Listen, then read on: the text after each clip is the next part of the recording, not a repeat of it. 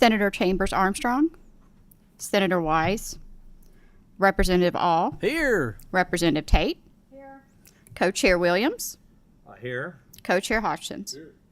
And the Information Technology Oversight Committee has a quorum, and so we're going to begin the meeting. Do we have a motion to approve the minutes from the last meeting? Motion. Second? Without objection? So ordered. Minutes are approved. Okay, so we have, the first up today is a little update on the broadband deployment that we're overlooking and discussion of some things going on. So I very much appreciate Megan being here from the Office of Broadband Deployment to let us know how things are going and maybe where we are with the BEAD road rollout as well. If you would introduce yourself once you finish fighting the chair. I'm Megan Sanfus, Executive Director, Kentucky Office of Broadband Development. So I'll provide an update on what we've been doing the past year and a half. I think we are making progress on the implementation of our first round of projects. That was the almost $90 million that were awarded in the summer of 2022. It was a total of 47 awards made, totaling about $90 million, $204 million total investment, touched 36 counties with that. Those projects are, we're starting to distribute funds on those. We've got some projects that are getting close to being ready to close out, so we're making a lot of progress on those. And then back in September, we awarded the $196 million to 56 projects, reaching 42,000 locations. This was additional ARPA funds from the Capital Projects Fund and the remaining state and local fiscal recovery funds. We had over 100 applications and were definitely oversubscribed in that program. We had, $900 million in requests, but we had, we weren't able to fund all of them. There were the priority for both of these previous rounds of funding were the no service areas with the sub 10.1 speeds available. So the areas that were really critically unserved. And we are currently in the contracting phase of those, working with the grantees to get those awards executed so that they can begin. The other funding program that was funded out of ARPA was the pole replacement fund, the Rural Infrastructure Improvement Program. There was $20 million allocated to that program to subsidize the cost of pole replacements for broadband deployment projects in unserved areas. Those opened up in September 2022. These are state and local fiscal recovery funds that have to be obligated by the end of this year. We have so far awarded 2 projects and have 4 applications pending that total just under $1 million. So we're actively promoting the program, and the internet providers are indicating interest in the program. It's just the application process has been moving a little slower than I thought, and now that we've been talking about it even more and how that we need to obligate these very soon, we are getting additional interest from some providers that maybe thought they weren't eligible before. So these are for expenses occurring from July 2022 forward. So anything currently happening now is eligible. The next thing that we're getting ready to roll out is the BEAD program, the Broadband Equity Access and Deployment Program. Excuse me. Before we get into BEAD, Yes. Can we ask some questions on this? Sure. Okay. Good. Yeah, I had a question. You said that money had to be spent by the end of the year. Is that calendar year or fiscal year? It has to be obligated by the end of this calendar year. Calendar year, okay. But we have until the end of 2026 to disperse those funds. Okay. But the Treasury program requires that there's an obligation to pay attached to the funds by the end of this year. And you said out of the 20 million, there's only $1 million spoken for? Yes, sir. You got a lot to disperse. Yes. Okay, thank you. Representative Tate? Thank you, Mr. Chair. So during the Capital Planning Advisory Committee, when we met over the interim, there was a lot of conversation about the number of parts, there was a significant number of parts that had reached their shelf life without being used. Can you give us an update on that, please? Parks? Oh, Parts, P-A-R-T-S, parts that had reached their shelf life without being used. So there was additional funding that was requested for that. Is that related to Kentucky Wired? Yes. Okay, that's yeah. that's not one of my Oh, I'm programs. sorry. Yep. Good. Thank you. Yes. Yeah. Good question, though. But I do- okay, we'll get to that. Okay, but I'll follow up with that. I think it does apply to the last mile. Okay. Okay. Okay. So we're oversubscribed. How much are we oversubscribed on that? For funding so requests? these two short. Yeah, you say so. We've oversubscribed these two. So we have only allocated the funding we have available, but it does mean that we have a lot of significant interest and unmet need for the BEAD funds. Right. So the ones that were oversubscribed before, you think they'll be applying for BEAD funds? Yes. Probably in the Yes. future.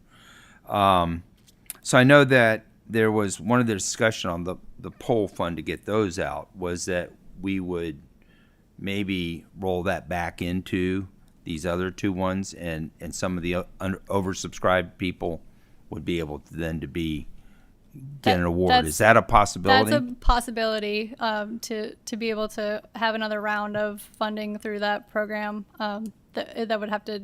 But it would take another round. You can't go back to the previous two rounds for the people who weren't awarded anything. You couldn't go back and give them awards. I would think that if we were going to take that approach, we would have to let them have an opportunity to revise their applications since we accepted those up through this time last year. So Okay.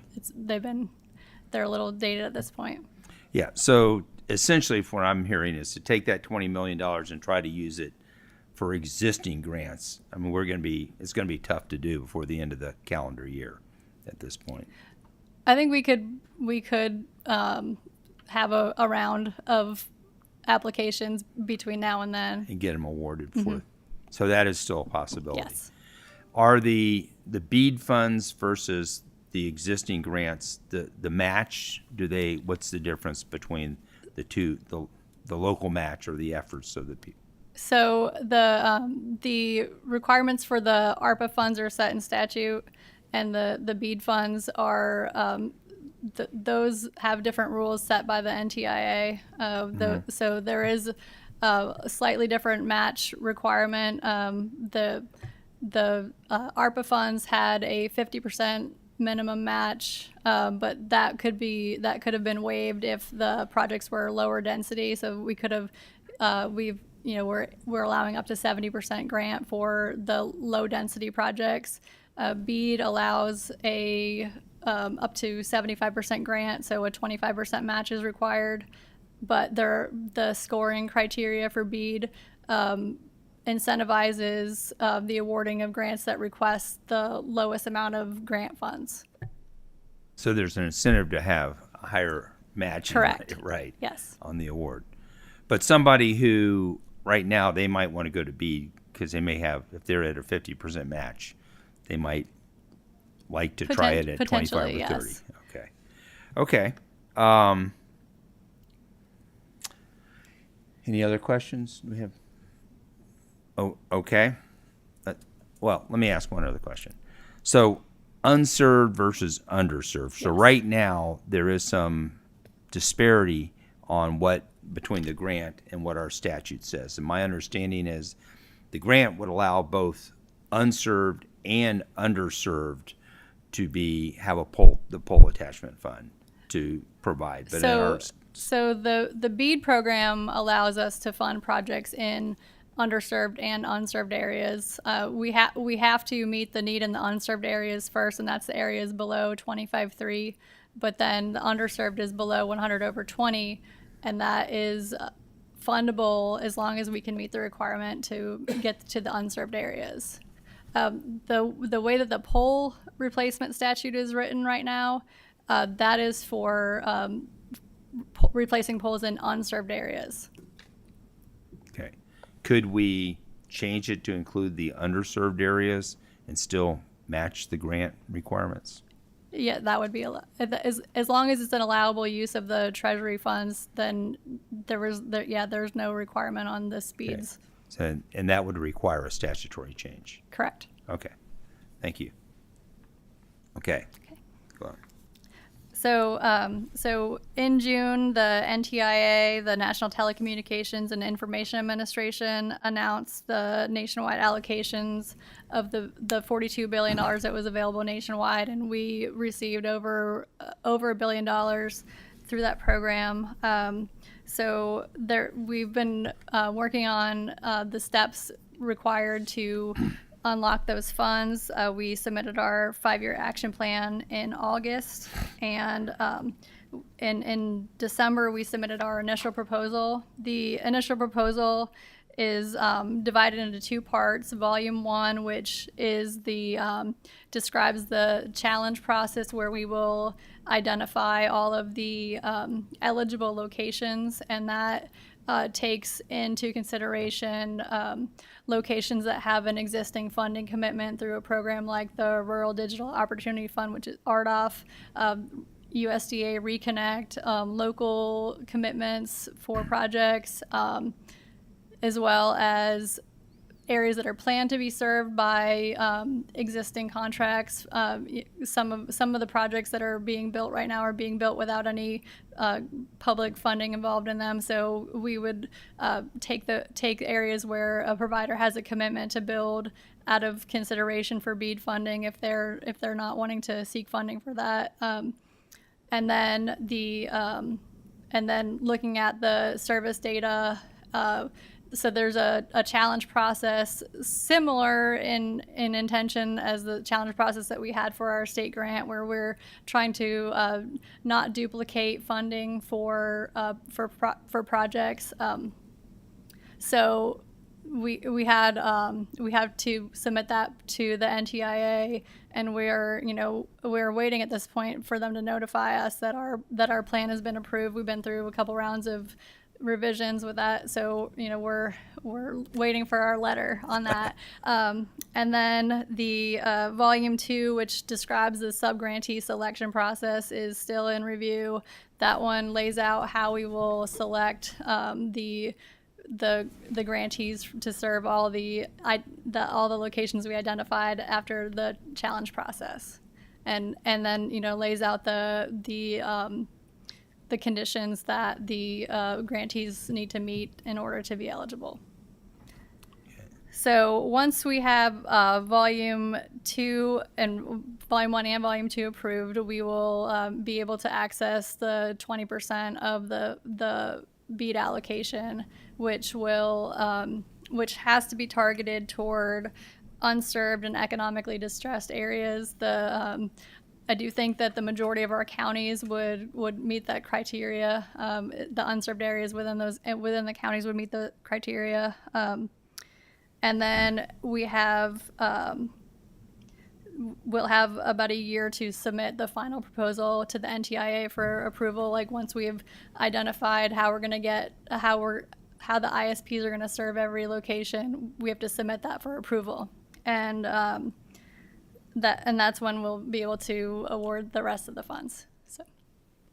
Okay, so do you have a date or a timeline? I know, I know this is a crystal ball. Yeah, but, I think within the next 6 to 8 weeks, we should be able to begin the challenge process, and then when that process finishes, we will be able to open up the grant application process. So I think the summertime will probably be when we'll open up applications.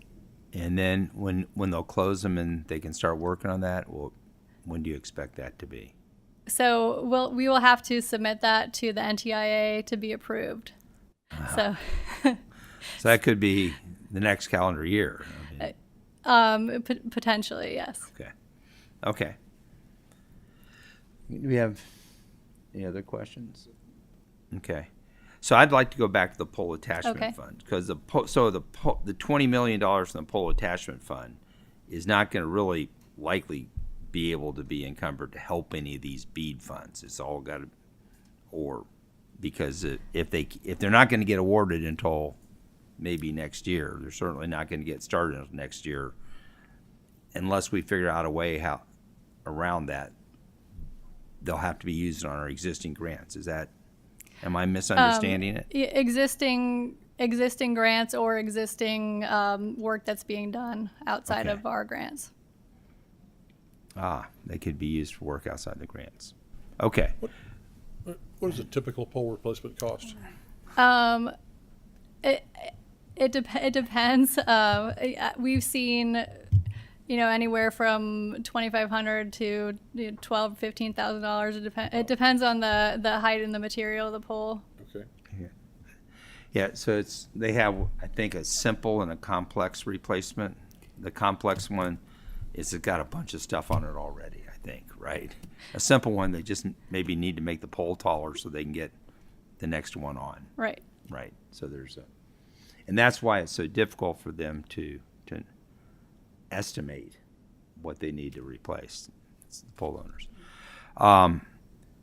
Very good. Is there anything else? Anybody else? So I would like to continue a discussion concerning the pole replacement fund and how we get it encumbered this year. And so we still got 1 day left. So and we know there needs to be some changes. So if we can huddle up with the drafter and get Okay. something done to take care of the issue of getting all that money encumbered this year and changing the language that we need in statute for underserved as well as unserved. Okay. And Thank you. I very much appreciate your cooperation, everything you're doing a good job. Thank you. Thank you. You got a big task So do you have a couple more days in the Senate to file a bill? tomorrow. Okay. We're cut off, so it's all on your shoulders. Yes, I know you're cut off. We're having discussions right now. So just for the committee, the discussion I'm having is, one, make this statutory change, and two, and there's some other, I'm not sure what other people are doing, but is to give a grant to a pole owner or a pole attacher, and they get a grant that encumbers the money. So they're going to say, if I'm a pole owner, we think we're going to have $1 million, like you get a grant. And then when the attachments are actually made, the attachers can apply to be reimbursed from the grant we've already given somebody. It's just one technique. We still haven't worked out the language yet so that it works with our grant from the federal government, right? Yeah, as long as it complies with the terms that we have to operate under, that could work. Right. So I think we're going to drop a bill, and by the end of the session, we'll have something that works, likely through a committee sub. Thank you very much. I guess there's always an opportunity to follow.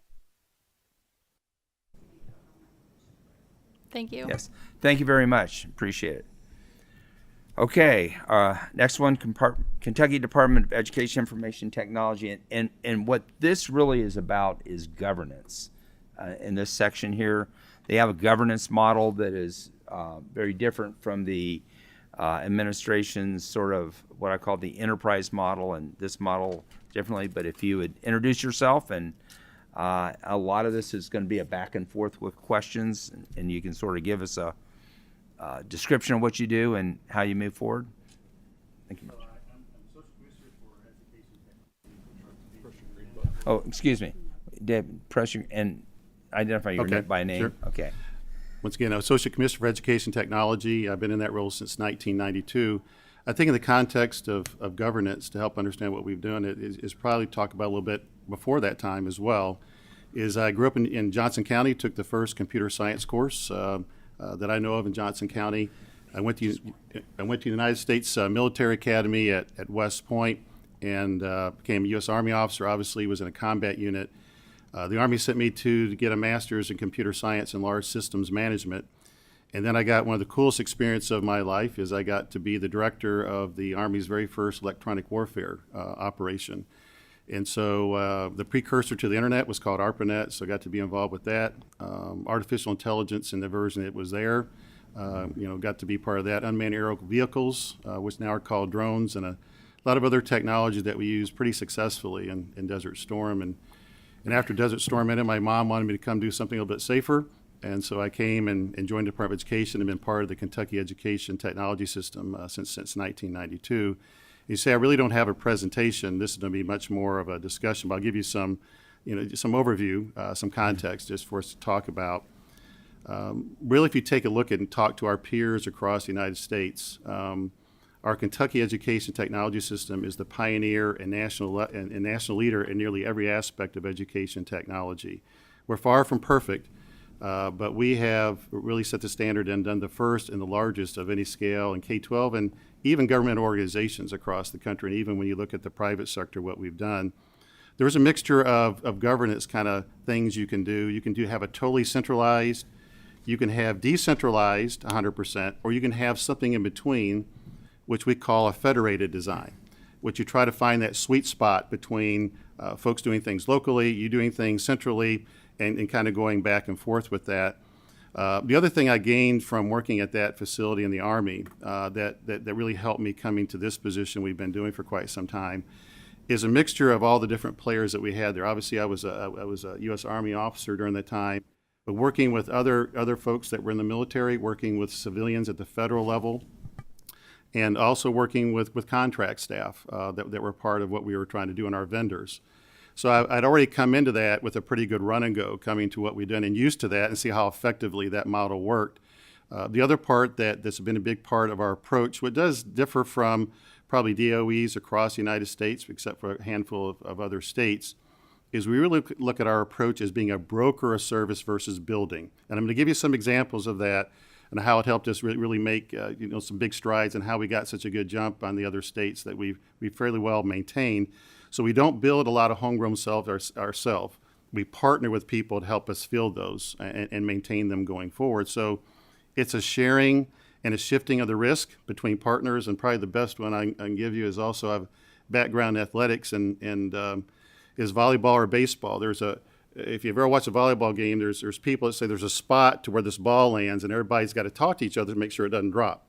And so you got to talk, and sometimes it does drop. So that's a lot of what we do when you have a federated design. You have to have a lot of communication to make sure that ball doesn't drop, but occasionally it does. It does drop to get better, but that's really probably the more approach in the governance that we've had for quite some time. And we try to always take a look at least from the Department of Education level and Office of Education Technology, which I really do believe we have the best relationships with districts in the United States. And there's reasons why we do that because of the approach that we've taken. And we really try to take a look where we adding value, where we don't add value. And we've shifted over the course of time in 32 years. There were parts of this where they really needed us initially, but over the course of time, they could do much more locally. And we allowed that shift to happen over the course of time as we take a look at it. So we do things like we have a CIO summit of all the district ed tech leaders every March, and that's getting ready to happen in 2 weeks in Lexington or Louisville. And the key part of that is we listen 95% of the time and talk 5% of the time, which is a pretty good model in general. We also regularly do monthly meetings with our districts. We're the only state in the United States to do this with the technology leaders. We're the only state to ask for our top 5 feedback, meaning what top 5 things did we do well in the course of the previous year, what we didn't do well, what should our goals be, and they can see we listen to that, and that's helped us remain relevant and in touch and grow for the past 3 decades. And they're part of our RFP process. Anytime we do a bid, we have district folks part of that process. We also get regular feedback from parents and students as well, and we show that when we call an infographic. But probably the best one I have is our Student Technology Leadership Program, STLP. It's the largest and best of its kind in the United States. We have 60,000 students that are part of STLP. By the way, our state championship is March 27th, so this is a shameless plug for that. It's at Brupp Arena. Once you see that, you're going, wow, that's just fantastic stuff. But our students also help us remain relevant because we listen to them, and there's parts of it they want. And I think it's always part of the important part of governance is listen to the people that you're serving really regularly, and the students kind of tell you straight, somewhat respectfully, but they'll tell you straight if you're doing well or not well and what you put in place. The other part that's really been important to us is our relationship not with districts, but with our vendors. And once they win a bid and they go through a competitive process, they're what we call our team huddle. Every month I do those webcasts, the vendors are part of that because I want them going in the same direction as everybody else, not going in their own direction. If you ask our districts, and every year I get that feedback, they rank our services to them always in the top 5 of what we've done during the course of the year. So let me give you some examples of that, how well that's worked out. In 1993, we started in 1992 with KETS. In 1993 and 1994, we put in place the nation's first internet to every district, and we did it in 10 months. So you say, how can you do that in just 10 months? Now, part of it was the team effort. We had all of our vendor partners that were working together with it. We had districts working with us. But we did not build that. We instead worked with the vendor partners that were out there and formed a team to get that in place. And it was really a fun experience to watch them because none of those vendor partners wanted to let the team down. They did not want their area of the state to let that down. So we put an internet connection in every district. And then the district part of that is and that's still in place today. Of course, we've increased the speeds. But part of that responsibility of the district is they needed to then connect their schools to that internet hub that we put in place. And they did that very quickly. And then they had to connect their classrooms to that, in which we did it very quickly. All those were very first in the nation, what we did back in the 1990s. But once again, that kind of shows the partnership we had with vendors, we've had with districts for quite some time, and it worked extremely well. Another example of that is our cloud-based computing. There is no K-12 in the United States that does cloud-based computing at the largest scale and the first in Kentucky. And I would even say compared to governmental organizations across the United States and even the private sector, we were the first state in K-12, we were the first organization, I should say, that went to cloud-based for email. And because we had success with that, then we went to cloud-based with our financial management system. And then because we had success with that, we went to cloud-based with our student information system, and we've also done it with our telephone systems. And for example, during the disasters that we've had in western Eastern Kentucky with the floods, one of the best things that we could do is we could pay people on time. Because normally, if those had all been servers in those school districts, they'd have been wiped out for a period of time. But because they were in the cloud and they can go anywhere to run that payroll. Cybersecurity is another big part of our effort. I know we'll talk about that a little bit more in depth. And that's one of the ones you don't want to brag too much in these kind of settings. So you don't want to get the folks that are watching that. But I can tell you it's an enormous amount of cyber attacks that we have attempted on Kentucky K-12. And I can tell you that without trying to encourage those to do it, is they're not very successful to us. And if you take a look at the number of attacks and the amount of successful attacks, it's very, very small. And that's not accidental. We're not just lucky with that. There are things we're doing with our design structure that we've had in place and we've had in place for quite some time that makes it difficult. Now, probably the weakest part, as you would imagine, is on the human side. That's probably the biggest area that they get through. But on the technical side, we've made it very difficult. But that's an effort between, once again, there's things we do at the state level to protect districts, but there's also a role that they play equally to try to protect that themselves. And so that's the teamwork effort that we have with them. E-rate's another example with that, is that's a federal funding program. We help districts maximize that because we had statewide contracts for K-12 technology. We're always a top 5 state and taking advantage of that funding source that we have in place. And that brings in around $30 million a year to school districts because we maximize that program. And have done so since its inception in 1998. We also have data governance, which I think is an important part. We talk about governance in general, but it's important that folks are realizing the data systems we have out there and they're not asking school districts for the same data we already collect through Munis and Infinite Campus, for example. We call the program KETS, the Kentucky Education Technology System. So it has these shared services that our organization, along with our vendor partners, provide to school districts, but also provides them a financial offer of assistance to do things there locally for contracts we put in place to give them choices what they want to buy and don't want to buy and put in place. So that's just a broad overview.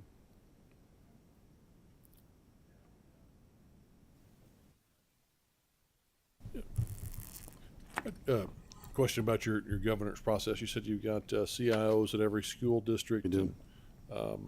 Is there a threshold for projects that they review with the central office? How do you run your governance process?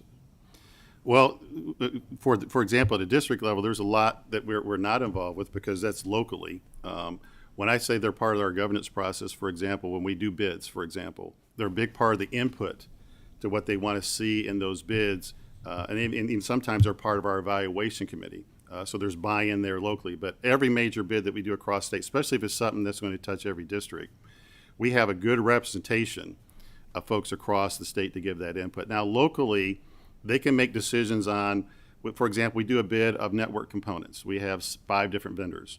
They can make that decision locally, which of those 5 that they want to implement. Do they want to or not want the size of it they do, they put in place. And they make those decisions locally. What about software?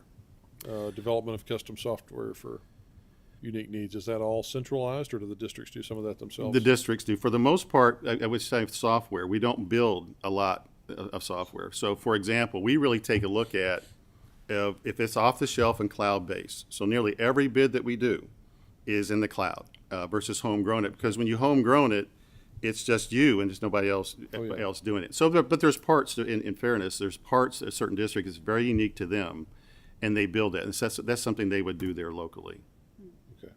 Just the rules base for their application, or are they actually writing code in the district?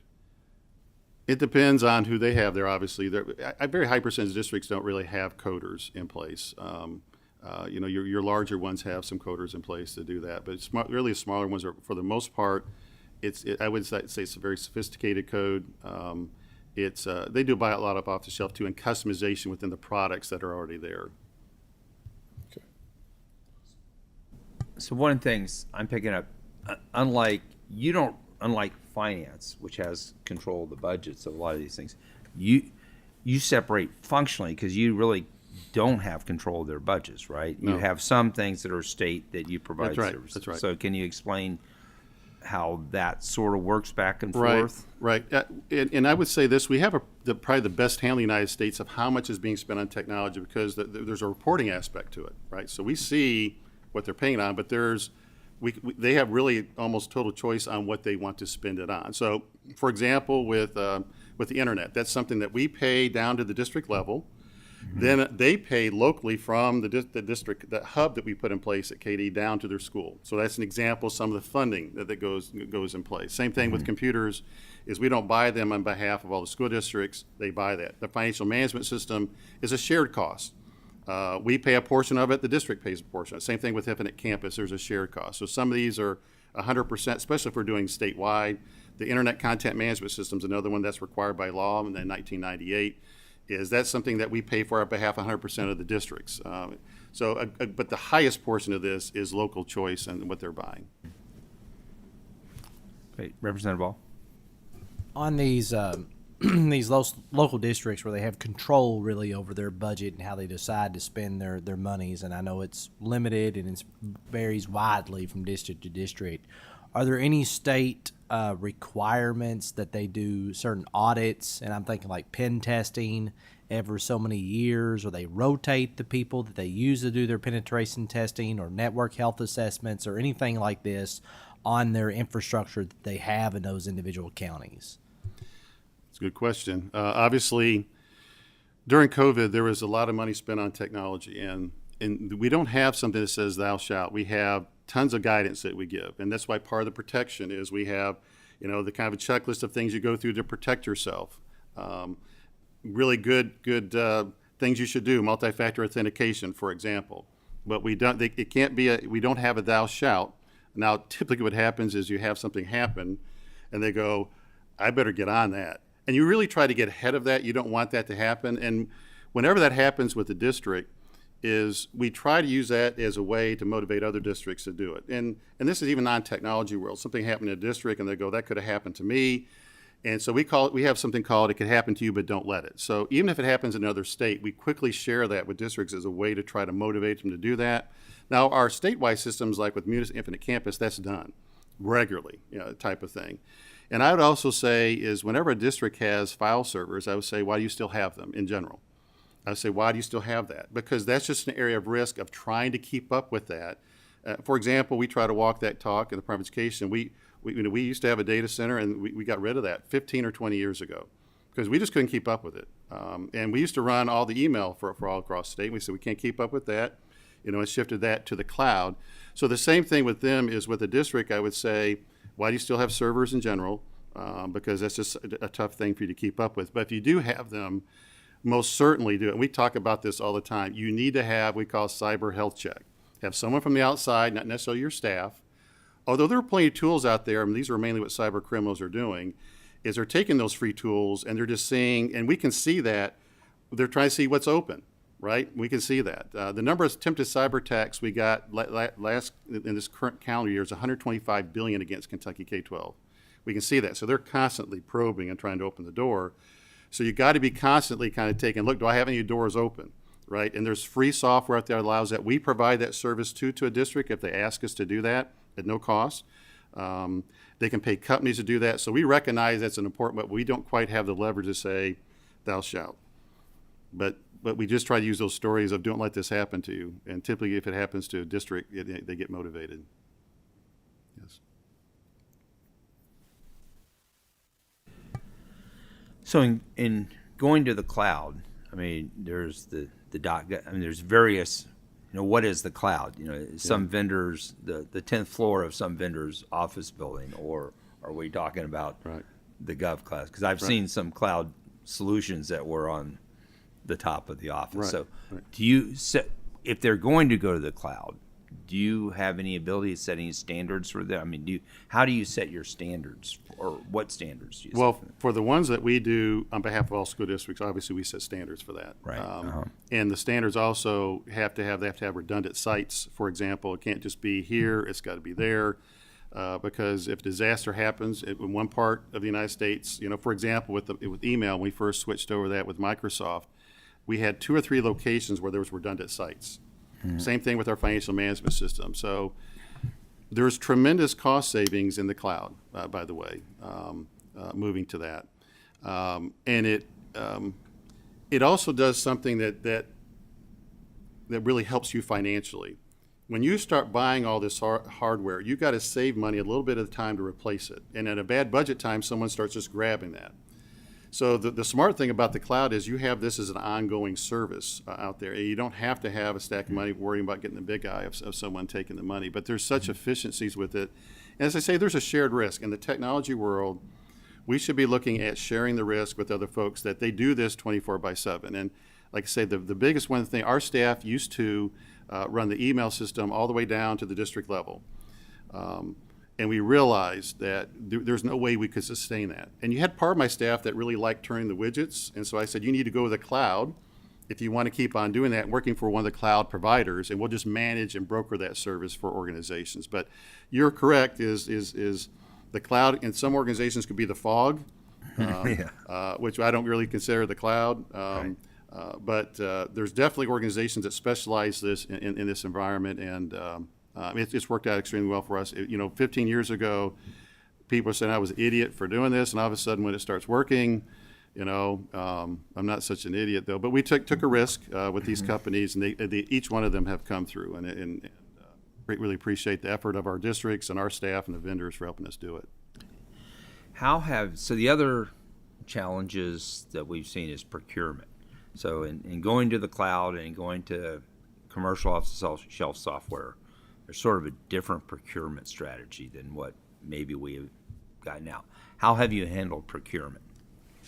Well, we've been grateful over the years, and the Commonwealth Office of Technology has not stopped us from doing it, and I appreciate that because it was really different from the way the other state agencies were operating, and I'm very thankful that they could have. And it was, and maybe part of it is, let's see how it works out for you all before they do it for other parts of it. But it is different in what we're trying to do. It's a different process because once again, you're not looking to build it in-house and even have someone else build it where you're maintaining it in-house. This is really what we call white glove service. You're building it, and you're really shifting the risk to another part. It's typically the corporate America that specializes in these areas. And so the bids are written to go after the very top 2 or 3 in the industry. And they go kind of face mask to face mask against each other. So the process is different from that perspective. And a lot of eyes are on it because there's a big money associated with getting it. And the reason the vendors are so interested in getting our business is because we could be used as a reference for others. Being the first, for example, when we went for the financial management system, we had the largest in the United States of cloud-based. Well, the company that did that could use that in their marketing. See, we could handle, something even the size of the state of Kentucky. Same thing with Infinite Campus. The next state to go was Nevada. Just recently, Delaware and North Carolina have done it. So part of it is going through this process of competitive bidding, and it's very high profile, and you get going face mask to face mask, but it's really worked out well for us, as competition usually does. So that's what we're going to have to do. So on Kentucky Wired, so you just went out and bid out your entire network attachment. Why have you used Kentucky Wired? Did they bid on it? I think you've changed the vendor. Yeah, How did that go? Well, the E-rate program, and this is something that gives great discounts to our districts up to 90% off, requires competitive bidding. We usually do that every 10 years because you usually get some of your best prices. Sweet spot and contract length is usually 8 to 10 years for something that you do. So we've done it every 10 years. So this was the fourth version of that. AT&T did not win the bid this time. A company called Education Networks of America, ENA, won that bid. And so that's the part that we're transitioning to now. And once again, it's a great benefit to the district. This is the hub that we put in place in every district. But once again, just to be honest with you, is and straightforward with you, and honest with you, is the districts will probably use the same providers they've been using to connect to that hub that we put in every district. Those relationships I already have with existing telcos are out there. And they're required, by the way, to bid those every X number of years for E-rate purposes too. But for the most part, that's not the overhaul changeover that's occurring. We're just putting the new hub within these districts through Education Networks of America. Is that dedicated fiber, or are they using common carrier? It's for the most part dedicated. Really, into every school district, 170 of them? Yeah. Okay. And their local lines are probably dedicated Their as local well. lines are dedicated. Yeah. And so, for example, Johnson Central, where I went, the board office is right there on the campus. The middle school's there. So the district ran their own fiber to that, and they maintain that. Porter Elementary, where I went to elementary school, and the middle school is a little bit distance away, so they lose the local provider. Foothills does their connection there. And they do their home connections as well, too, very well. Very good. So as we go into the cyber side of this, we just had it was anticipated that you were going to come here and have a discussion about this. So of course we had an issue up with Campbell County Schools. That is what this letter is about. And I think that's what this committee is about, is we know these risks are out there, and we know that we're not addressing them as we should be right now, a lot because we don't know about some of them, and we don't know how much we're losing to them. So can you sort of talk a little bit about what your approach is to cybersecurity and what you think we need to do to help you provide a more secure environment in the future? Well, of course, I've been on a couple sides of this topic as an officer on this side. Part of cyber attacks is to cause chaos in organizations. The other one is cause distrust or loss of faith in it, and the other one's financial. If they're done by foreign countries, which a good number of these attacks are coming from, very few of them have governments that say don't do that because it's bringing in revenue and it's causing chaos. And we can see that the countries those are coming from. That's one of their approaches. And so, in the case of Campbell County, over all these years of 32 years, this is the largest one that's happened in Campbell County. Is it a precursor to the future? I'm not sure. We kind of broke down the game film of what happened there and how that happened. I go back to one of my main recommendations is, why do you still have servers? Why don't you go into the cloud? Was probably number one to them. It's just going to the future. The other part is, do you have enough people to keep up with this? And I think that's part of the difficulty with this. This is such an increasing area. 80% of all cyber attacks are targeting K-12 across the United States and higher ed. 80%. There's a lot of reasons for that. Some of it is there's a helpful nature of those organizations, and so people are more targeting that, the money associated with them. Sometimes there's a more lackadaisical approach in those types of organizations that make them right for it. So definitely we are working with districts on making them aware. And I just got to tell you, I've tried to do a lot of presentations on cybersecurity, and it's a room clear. When they see they have the title, no matter if I don't talk any techno speaker or whatever, I can't hardly get anybody in there. Now, the ones that are most interested, they have something happen. Then they're all interested in it. And typically they'll say, why didn't you force me to do X, Y, and Z? Even though we gave them good recommendations to do it, we always will tell them there are consequences. And they would have fought us if we tried to force them to do it. And then they're saying, why didn't you force us with it, doing it? But, the approach that we take with it is we have a, chief cybersecurity officer that spends a lot of time on this topic, with districts.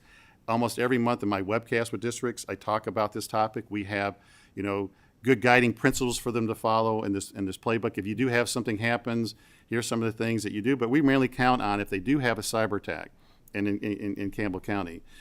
because it happens so infrequently now of a successful attack on large scale within a district, we don't have 10 or 15 people just sitting there ready to go because it happens so infrequently. We couldn't justify that financially. But there are companies that do specialize in that. And they did have a company that specialized in that kind of did some analysis, forensics to them.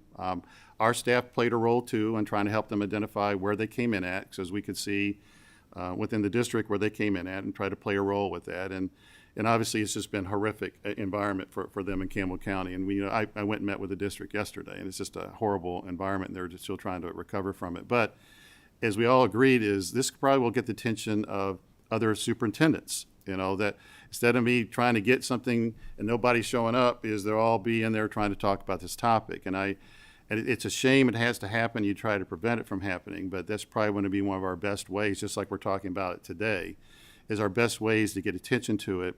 And there's a funding aspect to this as well, of trying to keep it up and trying to keep up with this. And I just say this as a plug for it. We talk about KETS since 1992.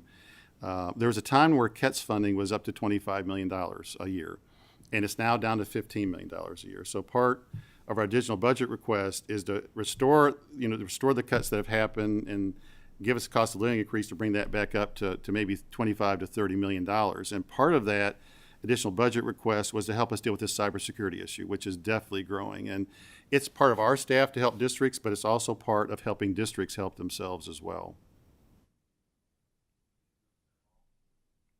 Yeah, so the Department of Homeland Security is administering funds, mostly federal dollars, that they are getting to allocate out to cities and counties in this space, cybersecurity. And they have to submit a proposal, do a plan, whatever. Some of them are using it to hire people. Some of them are using it to do penetration testing, go above and beyond, do network health assessments, some of the stuff that you talked about and we talked about. Are there any federal funds available in the education space that we can draw down to KDE? Maybe if we did like a state match of dollars, sometimes some of the matches are 80-20 or something like that, that would establish a state pot of funds in the education space for these school districts to apply for cybersecurity enhancements in those local districts. Yeah. I'm not aware of that. I remember Homeland Security had some we were kind of taking a look at. Can we give that and that to go for that? Sometimes these are one-time funds, and because this is going to be a reoccurring type of thing or need. But I would like something that can go in there just with all the technology we put in during COVID to do a health check, a pretty intense health check of them, because I'm concerned that what happened in Campbell County may happen to some others. And that's where I will follow up on that, see if there's Homeland Security money from the other part of other funds. Is the part of the COVID money, which has a shot clock, was getting running out. I recommended frequently to districts use part of those funds to do a health check. And I got to tell you, until it happens, probably they're not interested to you. It's kind of like you need to eat right and do everything else right, and until something happens, you start doing that. Is despite us saying it, I very few went toward that, and that was probably an ideal pot of money that we had to go toward that's getting ready to run out here in September. Totally understand. Thank you, Mr. Chairman.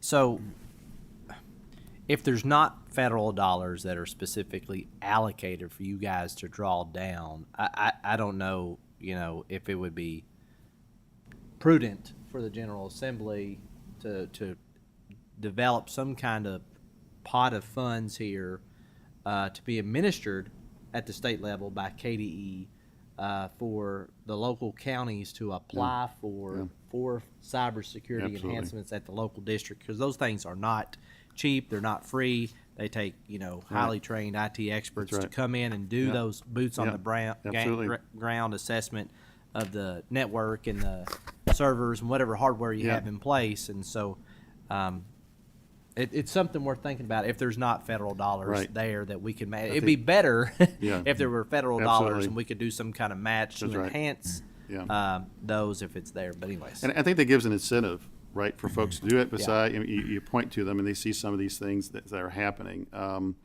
The part I feel bad for anybody going through this, it's a humiliating experience. And there's a loss of confidence. Besides just the money aspect of it, you don't want anyone to go through what they're going through. And so the prevention of it is, I would say, if it happens to somebody, is they would go after it. So I think that'd be helpful. Yeah, and it happens everywhere. It does. It It does. happened, St. Joe. It happened, happens. It happens to the couple best of of years people. ago. It happened doing University the of right Kentucky. things. I mean, Yep. it happens everywhere. So it's just Yep. how do you best Yeah. try to prevent it as reasonably as possible. You can spend all the money in the world, and if somebody has enough time, money, and energy, they're going to get what they want to get to. Exactly. But it's also about responding and reacting quickly as possible. So. A good number of these are, the breaches are pretty simple. It's not sophisticated. This one in particular was a pretty simple. You got to keep, for example, servers up to date, and if you don't, that are locally operated, you have people constantly penetrate them. So it's helpful just to identify that, because that, that can be parlayed. Once they're inside the house, they can do other things, and you got to make sure those things are right so they can't do more damage. And so there was, much like anything that happens at this scale, and that's by far the worst one. We've had 4 other, ransomwares, or 2 or 3 others over the past 32 years, but they were very small in scale and quickly stamped out. So we try to understand what happened within the district. Once they got in, how did they get to so many things? And so there's corrections that had to be there that would have probably been caught in a health check. They would have been caught. Wouldn't probably have been caught. So have you submitted a request for some? I mean, there's obviously you've got ongoing budget needs. You've been caught so much, and it sounds like there may be some one-time needs that we need to do these assessments as a result of this. Yeah. So we did put additional budget request in to do our shared services. I talked about all the things that we do, including the offer of assistance we send out to districts that they equally match. We did put that in. That was raising it from 15.4, which it is now. It used to be 25, up to 30 million. That was the quest, and it includes the cybersecurity kind of things that we would do and the districts would do. But there could be also another pot that would be helpful to help us catch up with what happened with all the technology put in during COVID, which is an enormous amount. You're good. Okay. So I just want to end, I think, and let's end on sort of a governance stuff. So in the cybersecurity, so you're recommending they do things to protect themselves, but a lot of times when they're down there looking at their budget, and this isn't an immediately obvious thing they need to do or something they have to do. How are you going to adjust your governance model? I mean, to that, can you lean harder on them? There's some things like you require them to have the Munis system. Would you consider requiring certain other cybersecurity? I think we're at the point approaches? we need to. I'll be honest with you. Just like there's parts of law, and you don't have to have a law for everything, but parts of law that require right now a standardized financial management system. That gave us great leverage to get that in place. That has saved so much money and efficiencies as district move back and forth. This is a part where we have talked for quite some time about you need to do the following. And even in my discussion, yesterday with the district, there's nothing that we have that says you have to do. Now, for the most part, even if there's law, we try to convince them of the right thing. But when you have 5 or 10 districts, you say, okay, there's a law, you got to do this. We've done it this other way. We may be at that point that requiring this. Now, there is a part that we did put in place in 2017 that we talked with the district yesterday that we do. It's called a cybersecurity kind of health check to your board and to your superintendent. So once a year, and I do the same thing for our leadership of the Department of Education, but it's statewide. It's a chance, if no one else pays attention to it, for us to talk about things going well and not well, maybe risks that you have. It's not necessarily an audit done, but we purposely, and I was part of writing that one, wanted to put leverage so the technology staff at least had to be heard once a year in front of their board and superintendent about the possible vulnerabilities. So that's one thing that we do have in place that's law, but it doesn't have quite the teeth of have you done an audit, of it. And he's taking, again, we do free services. They can buy them.